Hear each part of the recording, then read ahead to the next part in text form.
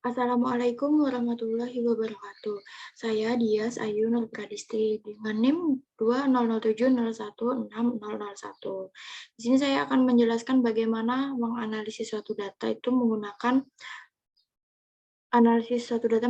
Argumenter atau dengan softwarenya itu software R. Ya, seperti ini. Datanya itu kita analisis dengan uji ANAVA dua arah dengan interaksi. Nah, di sini soalnya adalah suatu eksperimen metode mengajar yang terdiri dari 3 macam metode, B1, B2, dan B3, yang diterapkan pada siswa SLTA dengan memperhatikan kemampuan siswa.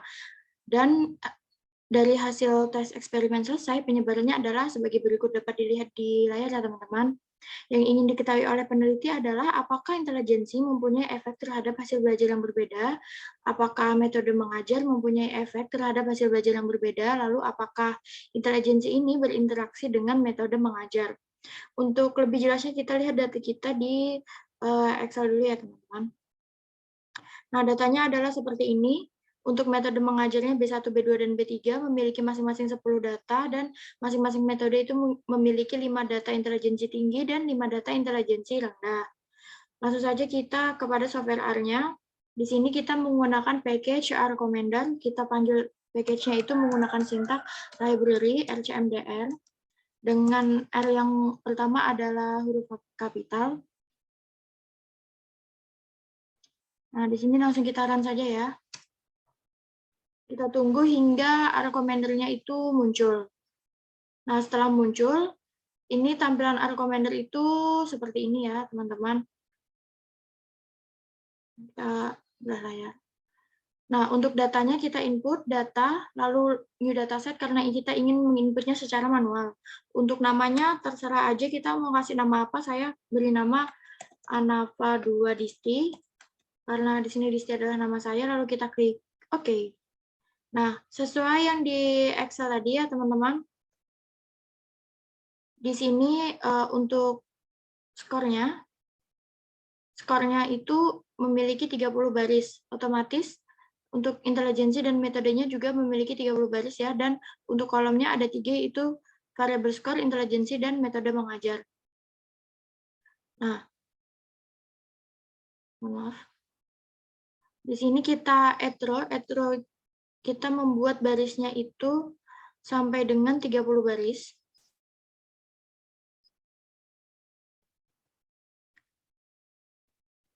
Dan kolomnya juga ada 3 ya teman-teman, karena tadi variabel kita ada 3. Di sini kita beri nama variabel 1 dengan skor.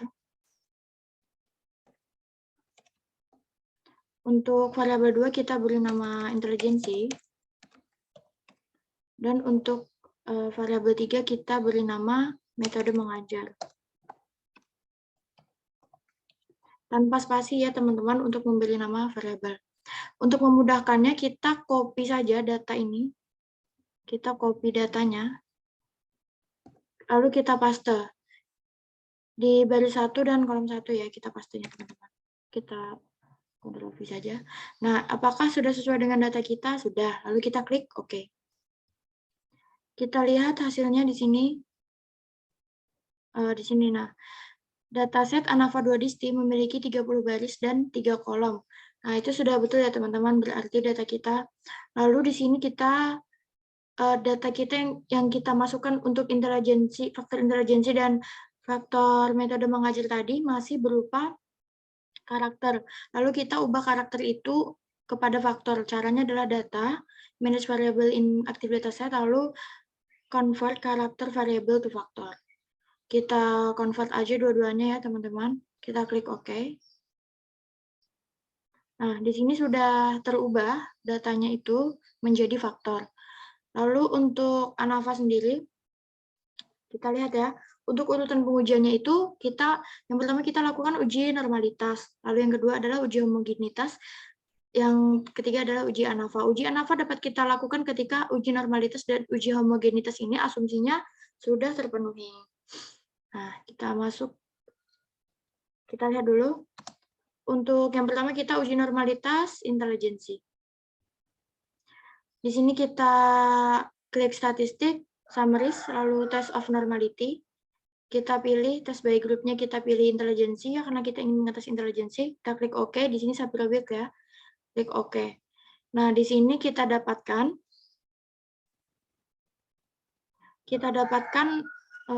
maaf teman-teman.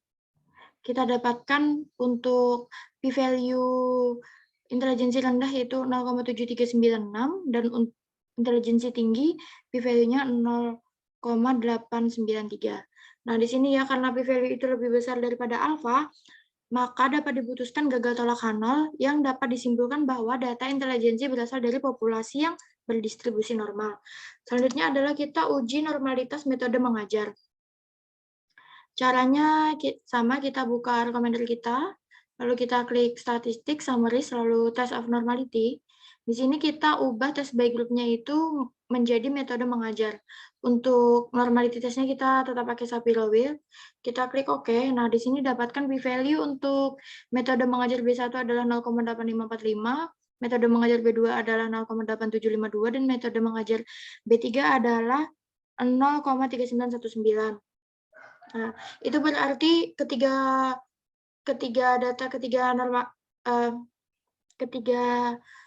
metode mengajar ini memiliki p-value yang lebih besar daripada alfa, maka dapat diputuskan gagal tolak Hanol yang dapat disimpulkan bahwa data metode mengajar ini berasal dari populasi yang berdistribusi normal. Selanjutnya adalah kita uji homogenitas intelijensi. Kita kembali kepada recommender kita, lalu statistik. Kita pilih variance, kita di sini menggunakan Leuven test, lalu kita intelijensi ya, yang kita ingin uji homogenitasnya, senternya di sini pilih min, lalu kita klik OK. Nah, didapatkan p-value itu sebesar 0,8545. Karena p-value 0,8545 lebih besar daripada alfa, maka dapat diputuskan gagal tolak Hanol yang berarti variansi data skor terhadap intelijensi bersifat homogen. Lalu selanjutnya uji homogenitas untuk metode mengajar. Kembali kepada recommender kita. Di sini statistik, lalu summaries, maksud saya statistik, lalu variance.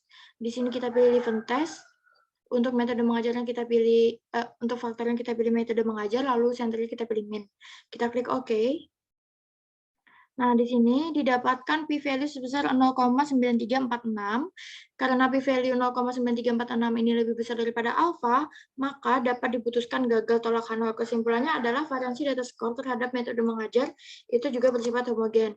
Karena tadi normalitas dan homogenitas sudah terpenuhi, maka kita dapat melanjutkan untuk uji ANAVA 2 arah.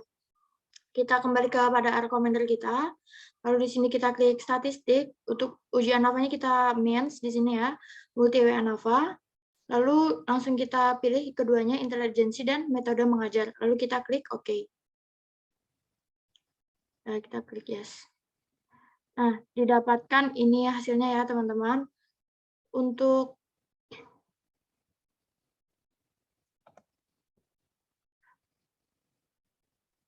uji ANAVA untuk pengaruh intelijensi ini kita menggunakan p-value dan e-value yang paling atas ini, yang intelijensi.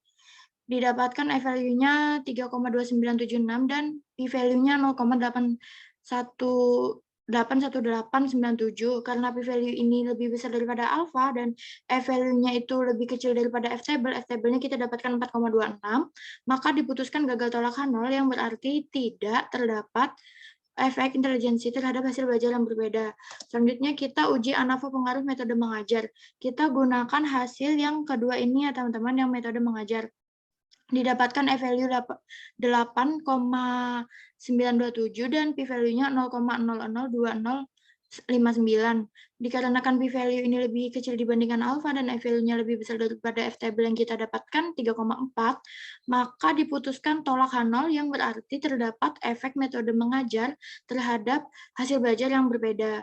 Selanjutnya adalah ini uji interaksi ya teman-teman. Untuk uji interaksi kita menggunakan hasil dari kita itu yang di sini, yang intelijensi metode mengajar, dan didapatkan e-value 0,4439 dan p-value-nya 0,646689. Dikarenakan di sini p-value lebih besar daripada alfa dan f-value-nya itu lebih kecil daripada f-table, di mana f-table-nya 3,4, maka diputuskan gagal tolak H0 yang berarti tidak terdapat interaksi antara intelijensi dan metode mengajar. Sekian yang dapat saya sampaikan. Untuk kurang lebihnya saya mohon maaf, dan jika ada pertanyaan dapat ditanyakan pada kolom komentar. Terima kasih. Wassalamualaikum warahmatullahi wabarakatuh.